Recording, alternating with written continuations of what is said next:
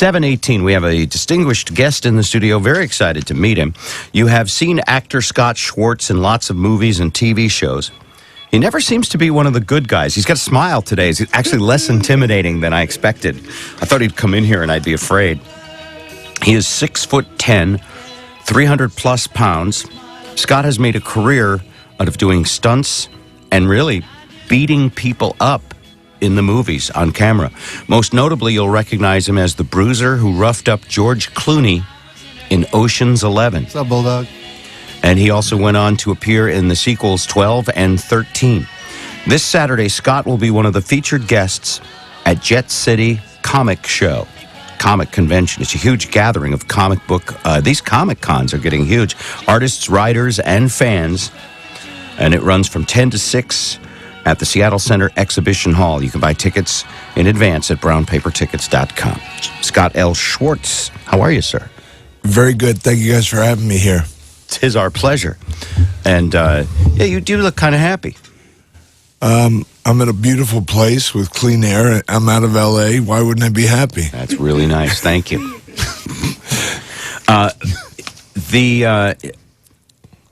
The scene where you beat the crap out of George Clooney, is that your signature? Is that your biggest scene so far to date? Well, no, I've had some pretty good What's roles. your favorite then? My favorite, there's a minister named Carmen. You'll find him on TBN TV, and he's a preacher. And I'm a Jew from Philadelphia, so it's like, whatever. They had me playing this gang member. I had tats and everything. I was a real badass. And basically, I spoke Spanish, and I went around beating people up and shooting people. And it was cool because I don't usually play that kind of role. And when I asked the director, I said, how could you cast me over? You had guys like Trejo in the waiting room to audition for this role, and he cast me to play the role. And he said, your reading was much better than any of those guys. And I thought that was, hats off to me. And it was a lot of work. And, basically, your favorite job is going to be the one that you put a lot into it. And people say, wow, that was pretty good, When you are beating people up on film, obviously you're not really beating them up. And I've seen some documentaries on this about how the fist doesn't really hit the face. A lot of it is sound effects. And a lot of it is working with other good actors who can act like they've just been hit hard. Well, you have to be comfortable with the people you're working with. I mean, Clooney had a stunt double, and they very easily could have shot it from the back of George and shown my action and a guy's head snap. Well, wait a minute. If it's a stunt double, don't you just let a good one hit him right in the face? No, you don't really want to hurt. I mean, I was a professional wrestler. I'm sorry, but great. Doesn't the director whisper to you, it's a stunt double, so. The way the blood splatters. Awesome. I really like that third vertebrae snapping. It has a certain touch to it. It's a stunt double. He's not that good. If we don't need him that badly, and he's got good medical. Well, those guys really pay their dues. I mean, because you have idiots out there that are my size or close to my size that profess that they can do these things, and they just throw that punch, and they land the punch. They do. And it's a long day of work when you're going to get knocked around by some idiot who doesn't know what he's doing, All right, on the Clooney scene, because obviously I love that scene, how much of it, now I got to know, is his stunt double, and how much of it is him? Just the close-ups of the face, him? George does a lot of his own stuff. George is a very talented guy, and doesn't have any fears. Getting out there and just getting in the moment. As actors, we all seek motivation for our scenes. We think about something that happened in our past or a fight that we had or something like that. So he wasn't in the scene at all. Is that what you're saying? He was not in the scene at all? Well, I was in the scene, as you could see by what happened. When he hit the floor. Basically, we all seek our motivation, and my motivation was when Steven Soderbergh told me that Clooney was backing Obama, I just let it go. I'm from Philly. I don't mess around. You voted for McCain. You know what? Yes, I did. Yeah, I'm one of the few Hollywood people that will actually come out and say that because... Well, you weren't big enough to say it. No one will give you any crap. They just won't hire you if you say it. That's the whole thing. It's Is that true? Ridiculous. Is there almost like a McCarthyism now? If you, Yes, yes. Come on, if you're a conservative, that's terrible. Yeah, well, you know what? It's fairness and equality and things of that nature. If you came into my office and you were applying for a job, and there's people that I don't like, if you told me, well, I was in Philadelphia and I went to this school and I hated that school, I would hire you if you're qualified for the job. I mean, come on. Yeah. Out there, no, that they'll disqualify you for that, and that's wrong. But the Ocean's experience, as well as I can put it, was you've eaten hamburger your whole life and somebody gives you a piece of prime rib. Those guys were excellent and very cool, and I'm friendly with all those guys. Very nice. Now, not just in terms of stunts and acting, but you're a professional wrestler. You were a professional wrestler. Yeah. Yes, no, maybe medium. If you make a list of things that you shouldn't do with your body, that your parents told you not to do with your body, I've done them. Okay. And I'm still doing them. It's ridiculous. Football. Yeah. Football, ice hockey. I was a goaltender. Okay. I played without a cup. For a while until I saw the goaltenders come. Is that because one had to be built big enough? I'm proud of you. Is that? Well, I could fall asleep on my feet in the net, and they could shoot the puck all day, and it wouldn't go past me. You guys see how big I am. But do you have a bit of an air of indestructibility? Is that why you did that? Negative. I'm just a guy who, I heard this somewhere in some magazine. Someday the Undertaker's going to look at your body on the slab and say, oh, he didn't do anything with his life. And then I'm the guy who I want him to say, wow, this guy got every ounce out of his body that he could get. He used it up. He wrung it out to dry, and he rode every part of that body. Absolutely. At one point or another. How much stuff have you broke? I've had 5 shoulder surgeries. I've had reconstructive surgery on my shoulder one time, rotator cuff, you name it, ACL pulled away from the bone. I've had knee surgeries. I've had ankle surgeries. I've had, you name it. I had a hip. I played, when I was playing in Philadelphia football, my hip came out of the socket. And back then, they didn't realize pain radiated from the hip to the knee. So they're trying to draw fluid off my knee and all this stuff and sticking needles, which I hate needles anyway.